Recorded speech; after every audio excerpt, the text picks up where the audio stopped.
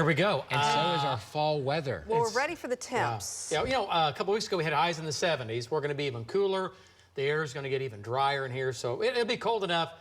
Saturday morning and Sunday morning, you'll be able to see your breath.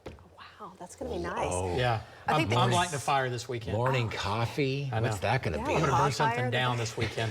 Or just have some s'mores. Maybe that's the smarter way. Oh, yeah. I don't even know what that means. You're like so low key. I'm like, I'm burning something down. Okay. It's going to be cold. We're lighting something on fire. I'm lighting matches. I know. I'm lighting matches. We're burning down the neighborhood. You're like, we're going to have some s'mores. Yeah, all right, fine, whatever.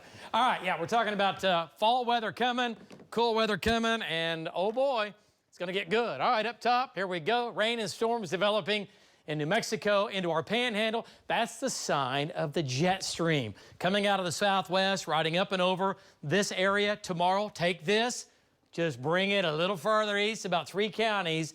This will be ongoing tomorrow into western Oklahoma. But this evening and tonight, it's out here, okay? Boy, look at the rain going on west of Guymon. They're getting flooded with rain out there.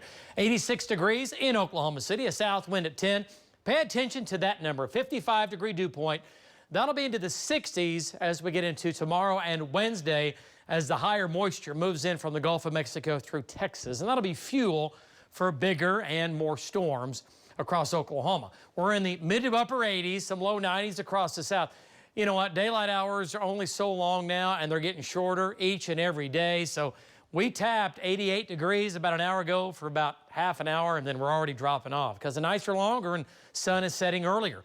Up top, you want fall? I have fall for you. Big storm out west. Right now, there's 2 pieces of energy out here.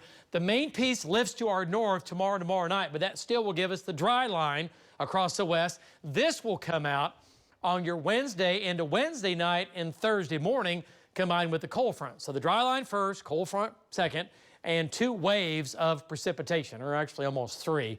And then by Thursday afternoon, that takes over. Canadian air moves in, and that'll be it. And then it's just great weather right through the weekend. There might be another storm for the end of next week. We'll have to keep an eye on that as well, all right? Not locked in yet, but that's for the end of next week. Short term, this is all about this week. Might have some showers in the north and the west tomorrow, mainly in the morning. And then tomorrow afternoon, I really think most of the storms tomorrow afternoon, tomorrow evening will be west of I-35 in the area I'm kind of honing in on right now is going to be I-40 north and from like Fairview back to the west for the bigger storms, producing the largest hail, producing the damaging winds and that tornado threat. Those will march east tomorrow evening and tomorrow night. They will weaken, but still some rain and storms around tomorrow night into your Wednesday morning. And then this model goes a little nutty with a bigger wave of rain and storms on Wednesday that come out. And if this happens, rain, some thunderstorms, and with that, some severe weather. Some of the data, though, keeping this a little farther back to the north and west, coming out later in the day, Wednesday and Wednesday night. Rainfall amounts, quarter, half an inch, 1 to 2 inches. If you get training of thunderstorms over and over again over your house, you're going to get easily 1, 2, 3, maybe 4 inches of rain. Could have some localized flooding. All right, lows tonight, mid-60s, south breeze. Overnight tonight, not much. For the body of the state, rain and storms out in the panhandle. And then for tomorrow morning, a little rain, a few thunderstorms in the west, nothing crazy. Tomorrow afternoon, highs back up in the upper 80s, so about like today. You might have a couple of 90s on the map. There's your dry line tomorrow. That will fire thunderstorms, a few in the southwest, more numerous in the northwest, late tomorrow afternoon, tomorrow evening. There's my storm zone tomorrow afternoon, tomorrow evening for large hail, damaging winds. There is a low tornado threat. Notice how I keep the severe weather, basically Canadian County, back out to the west, okay? Not everybody is going to get severe weather tomorrow. My tornado zone, late tomorrow afternoon, tomorrow evening, the low-level jet begins to increase. Several storms will rotate. 1 or 2 of these might try to produce a tornado in the west. Trackers will be out. Jim Gardner will be up. You know what we do.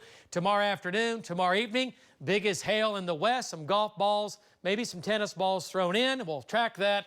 And winds up to 65 to 70 miles per hour. The front comes in on Wednesday, 70s and 80s for highs, a 100% chance of rain and storms Wednesday afternoon, Wednesday evening, Wednesday night, wrapping up Thursday morning, and then it's all good for your Friday, Saturday, Sunday highs in the 60s and 70s, morning lows in the 40s. Get out of here. We'll be back right after this.